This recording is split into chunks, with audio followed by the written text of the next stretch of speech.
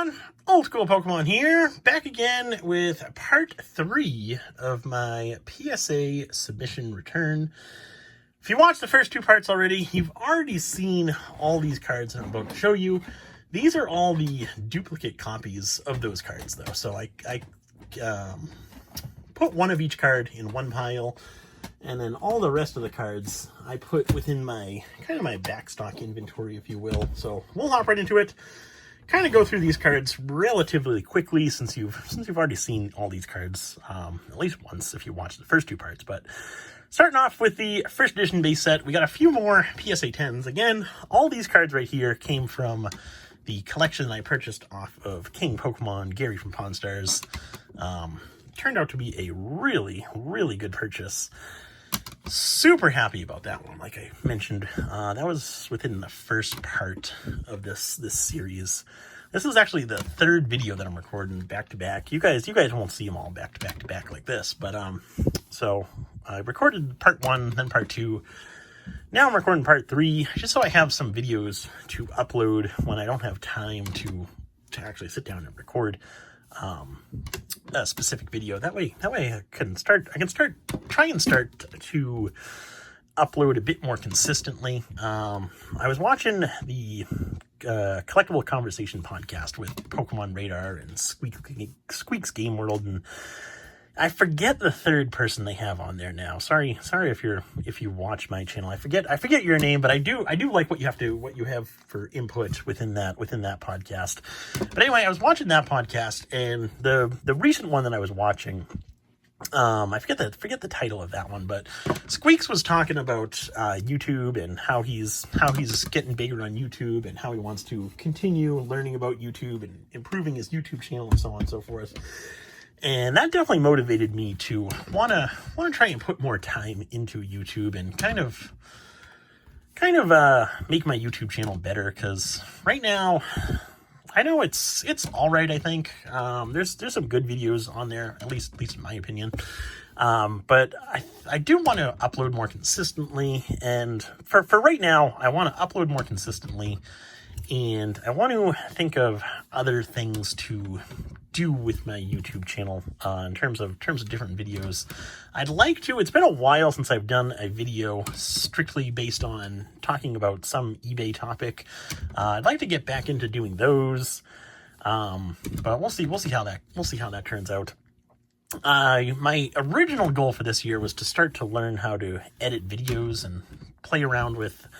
I wanted to start playing around with Adobe Premiere Pro, which is like, it's from what I've heard anyway, it's like the video editing software to use.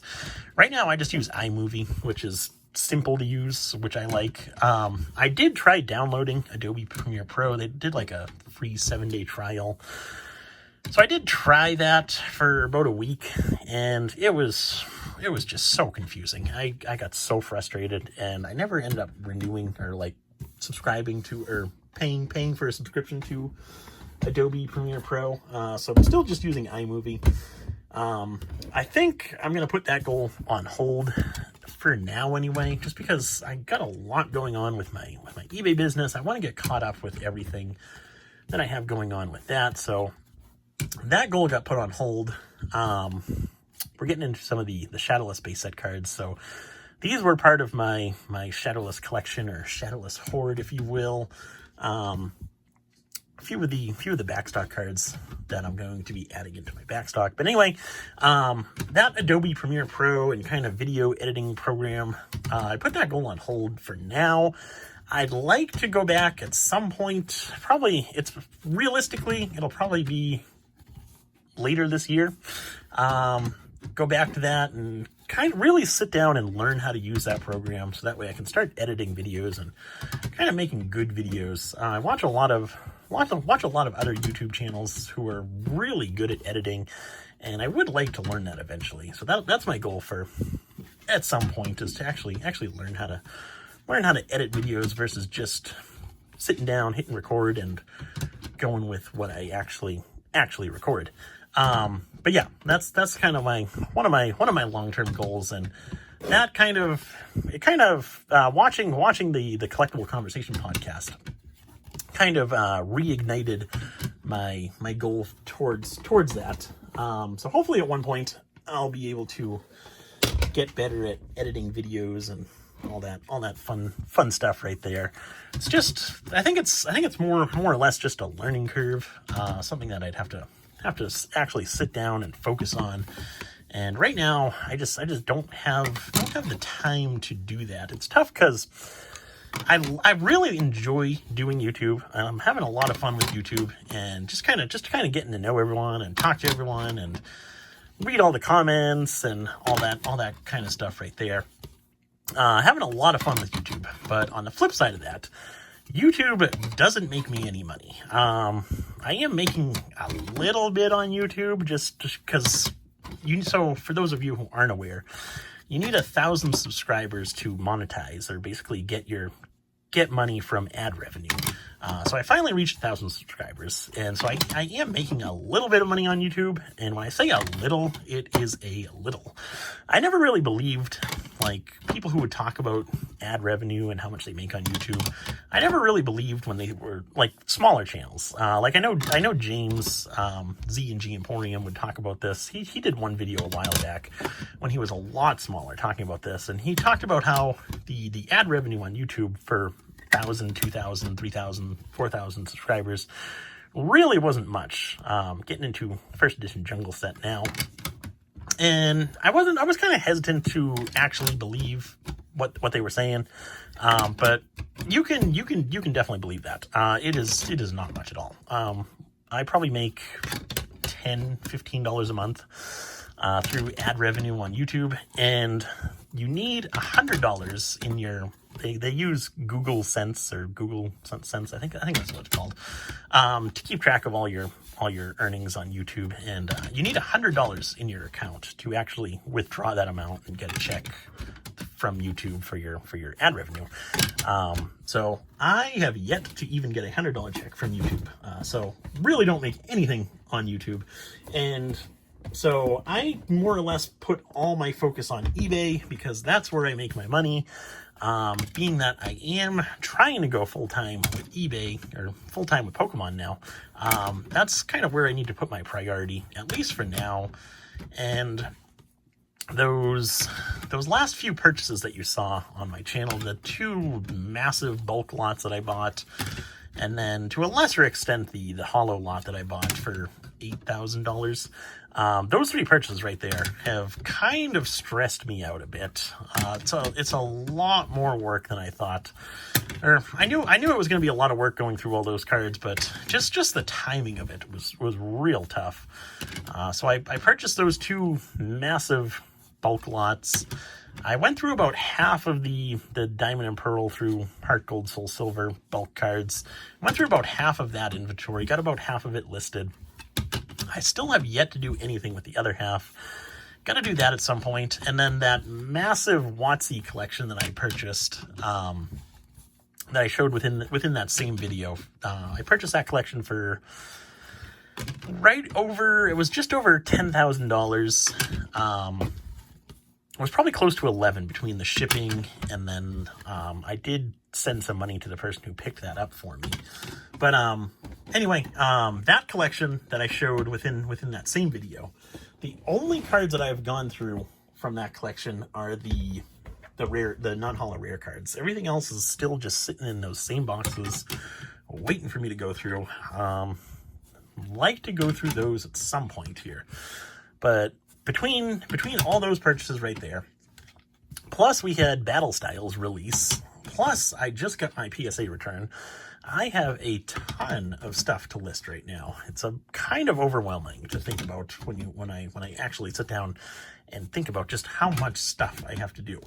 So that's kind of why I put my focus more or less on eBay exclusively, because I would like to get caught up and get to a point where, I don't know if it'll ever happen, but I'd like to get to a point where I'm completely caught up and I can go into one day and have nothing to do aside from packaging. That's the ultimate goal right there.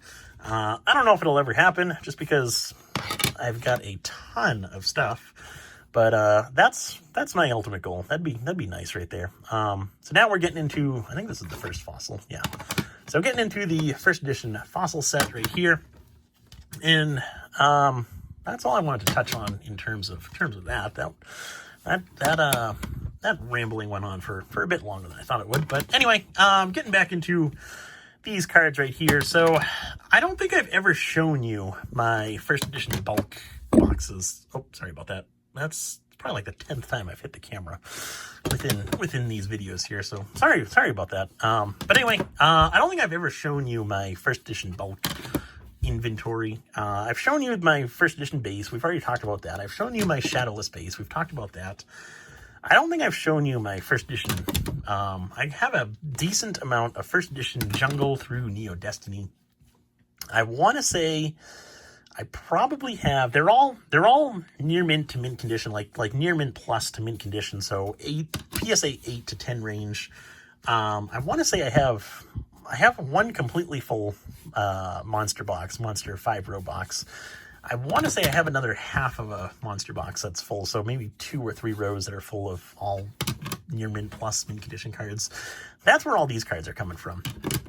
I started with the first edition Jungle through Team Rocket, and I'd like to continue submitting those cards every couple hundred here and there.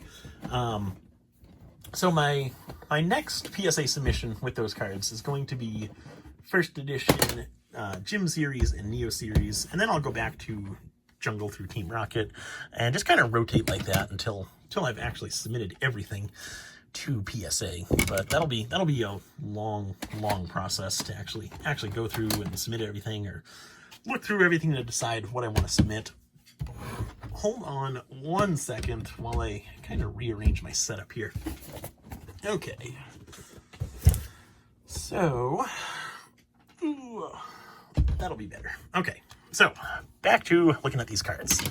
So, like I was saying, got a ton of these first edition Jungle through Neo Destiny cards that I'm going to be submitting very, very slowly. It'll probably take years to submit them all, but that's my goal, is to submit all those along with my shadowless cards. And then I think I finally finished submitting all the first edition base set cards. I sent a good portion off to PSA. I think I sent 100 or 200 within this return that you're seeing right now. And then I sent another 300 just recently, actually the weekend before PSA increased their prices. I sent 300 cards off, all first edition base set commons and uncommons. And then I sent a couple hundred off to CGC back in maybe February, somewhere around there. But yeah, so hopefully at some point we'll be seeing more consistent returns. I can't wait to finally get my first CGC bulk submission back.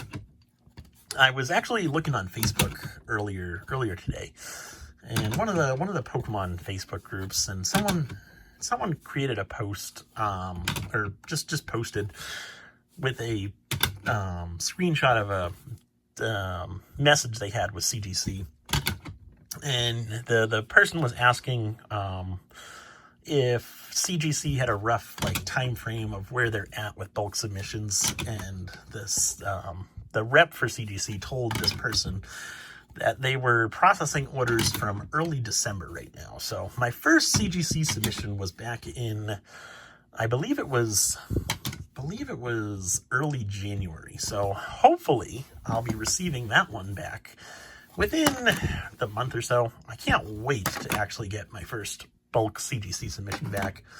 I actually forget what was included within that first submission. I know it was probably, I've been doing 200 or 300 cards to CGC fairly regularly. I did 2 in January, I did 1 in February, and I think I did 2 in March. So I've got a decent amount of cards at CGC right now. But I can't wait to actually get my first return back from them, to see how they actually sell on eBay. So that was the end of first edition Team Rocket. Now we're getting to a few of the Black Star promo Mew cards. All the Black Star promo cards have gone absolutely insane. It's hard to believe. Another Japanese Misty's Tears, Naked Misty. But the Black Star promo cards have gone absolutely insane. I remember selling. Hold on one second. So I'm pulling out the last of these cards. We've got a couple more to go through. Getting into the Japanese VS now, but. So these promo cards, these Mew promo cards specifically, all the Black Star promo cards have gone absolutely insane. But I remember selling lots of 25 Black Star promo Mews, the non-holo version. I remember selling those I started selling lots of 25. I had them listed for $25 or best offer. Nobody would purchase them. I could not get rid of them for $1 a piece for a 25 card lot. They were all near mint to mint condition. Could not get rid of them. So I finally lowered the price to $15, and I'd accept a best offer of $12.50. And they finally started selling about 50 cents a piece. But for the longest time, I had a absolute ton of those cards, thousands of those Mew cards. And I could not get rid of them. But now the pricing on those cards is $8 to $10 a piece, and they sell fairly consistently. So unfortunately, I don't have the thousands that I had previously. This is going back years ago, but it would be nice to have those cards. But unfortunately, I did sell them all off. But yeah, pricing on the Black Star promos is absolutely insane right now. Crazy to think about how much pricing has increased across the board. Another example are the Etni promo cards, number 34.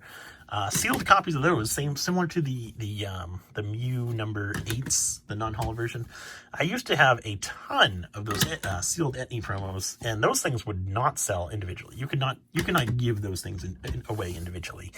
I remember selling them for like $1 or $2 a piece. This is going way back, but $1 or $2 a piece, and then I'd be selling 25 card lots for $25, accepting a best offer of $20. And even then, they weren't selling super quickly. They'd sell here and there, but it was a lot different. This is probably going back a couple of years ago, but I remember purchasing. You could find cases of those Etni promos.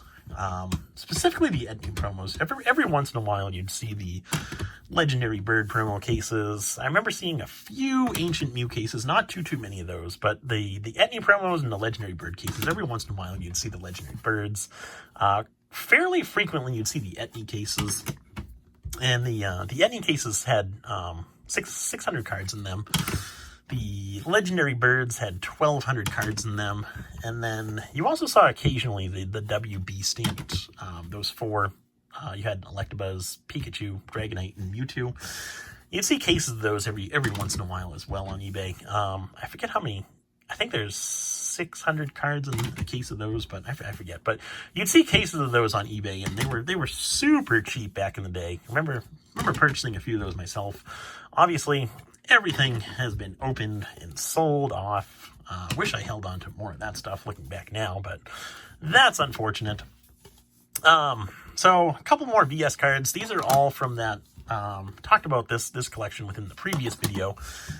I believe it was 1,500 cards that I had purchased. Got a good deal on this collection.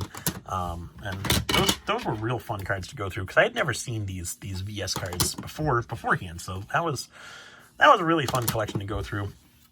But this is kind of the last few VS cards that I had graded, the last few VS cards that I have left within my inventory. Everything else has already been sold. Again, wish I held on to more of these cards. But I made a decent amount on these cards, just selling them individual raw. And so really can't complain about that too much. Obviously, nobody knew pricing was going to go absolutely insane like it has, so really can't be too hard on yourself. Obviously, selling for so many years, you're going to have a few regrets, but just got to look forward and look for the next deal. Anyway, hopefully you guys enjoyed that. Hopefully you didn't mind my rambling on too much. I'm going to do one more part of this PSA return series with all of the 8.5s that I received, and there were quite a few of those. So we'll talk about that within the next video. Thank you guys for watching. Hope you enjoyed, and I will see you in the next one.